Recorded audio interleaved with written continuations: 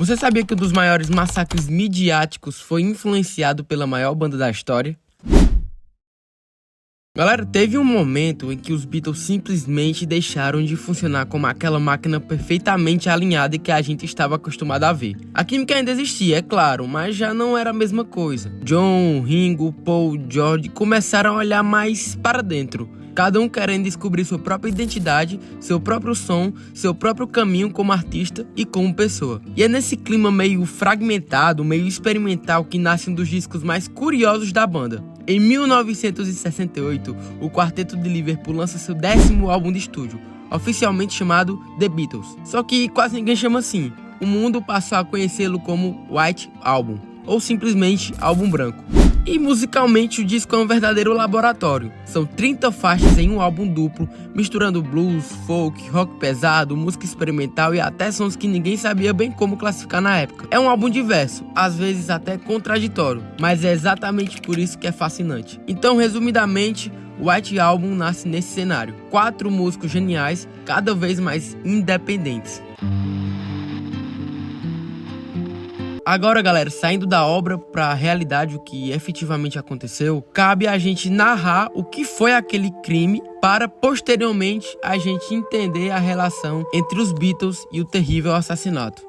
Em agosto de 1969, um dos crimes mais chocantes da história dos Estados Unidos abalou Hollywood e, de certa forma, a cultura pop. Na noite de 8 para 9 de agosto, a casa do cineasta Roman Polanski, na Cielo Drive, em Los Angeles, foi invadida por membros da chamada Família Manson, um grupo liderado por Charles Manson que misturava discurso apocalíptico, manipulação psicológica e fanatismo. O ataque terminou na morte da atriz Sharon Tate, que estava grávida de 8 meses, e de 4 pessoas que estavam na residência naquela noite. Décadas depois, inclusive, o episódio seria recriado de uma forma alternativa por Quentin Tarantino no filme Era Uma Vez em Hollywood, de 2019. Mas, galera, o que aconteceu naquela madrugada foi bem diferente do cinema.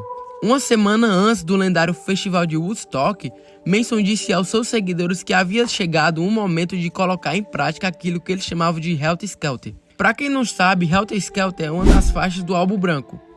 É uma das faixas mais legais de se ouvir, inclusive. Ele reuniu alguns integrantes mais próximos, entregou armas e ordenou que fossem até a casa da Cielo Drive e matassem quem estivesse lá. Além disso, queria que o crime parecesse ter sido cometido por outra motivação, tentando provocar tensão racial no país.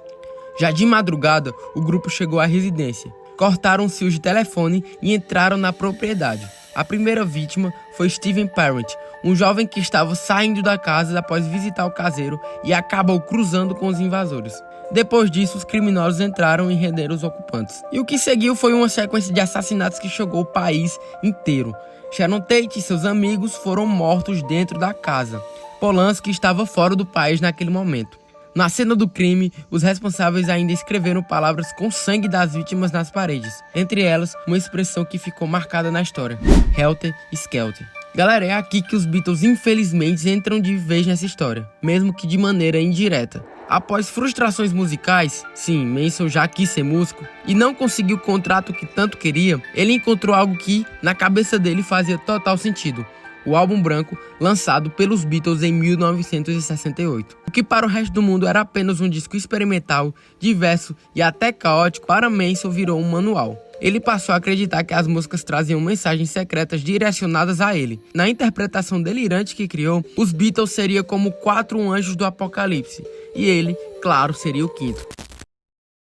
Na mente dele, quando esses 5 anjos estivessem alinhados, começaria a tal da Helter Skelter, uma suposta guerra racial nos Estados Unidos. Enquanto o país mergulharia no caos, Manson e seus seguidores se esconderiam no deserto, aguardando o fim do conflito para então emergirem como líderes de uma nova ordem. Obviamente era uma narrativa completamente desconectada da realidade, mas dentro da família deles fazia sentido. Manson chegou a pedir que alguma das garotas do seu grupo tentassem ligar para os Beatles na Inglaterra para avisar que o 5º anjo havia entendido a mensagem, como se realmente esperasse uma confirmação. Só que enquanto essa resposta nunca vinha, o grupo foi deixando de ser apenas um coletivo alternativo, típico da contracultura da época, e começou a assumir um comportamento cada vez mais radicalizado. Manson passou a organizar treinamentos, simulações de invasões e estratégias inspiradas em conflitos militares. A paranoia crescia na mesma proporção que a obsessão, e a escalada já estava clara.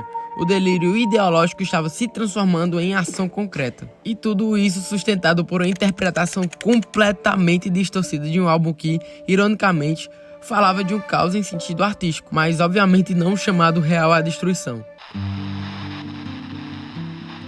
Pessoal, claro que depois o nome dos Beatles começou a ser ligado ao caso. E, querendo ou não, eles tiveram que se posicionar. Anos depois, em 1980, John Lennon falou sobre isso em entrevista à revista Playboy. E foi direto, não tenho nada a ver com isso. Lennon disse que Manson era apenas uma versão extrema de um fenômeno que já existia. Fãs que enxergavam mensagens secretas onde não havia. Só que dessa vez foi 1000 vezes pior, né? Ele comparou com as teorias conspiratórias da época, como a famosa história que Paul McCartney teria morrido em 1966 e sido substituído por um sósia. Essa história é interessante, talvez eu faça um vídeo depois. Paul McCartney também comentou o assunto no livro The Beatles Anthology. Segundo ele, Manson acreditava que Helter Skelter falava sobre os 4 Cavaleiros do Apocalipse. E Paul deixou claro o desconforto. Foi assustador. Você não escreve músicas para isso. George Harrison, no mesmo livro, diz que foi perturbador ter o nome da banda associado a algo tão desprezível quanto Charles Manson. Já Ringo Starr, que conhecia Sharon Tate e Roman Polanski pessoalmente, descreveu tudo como um momento difícil. No fim das contas, ficou evidente que a música foi usada como pretexto para justificar uma mente que já estava tomada por delírios. O álbum branco não era um manifesto, não era um código secreto, era apenas arte. Mas infelizmente aquele episódio acabou marcando para sempre as histórias dos Beatles. Não pela intenção deles, e sim pela distorção feita por alguém que transformou fantasia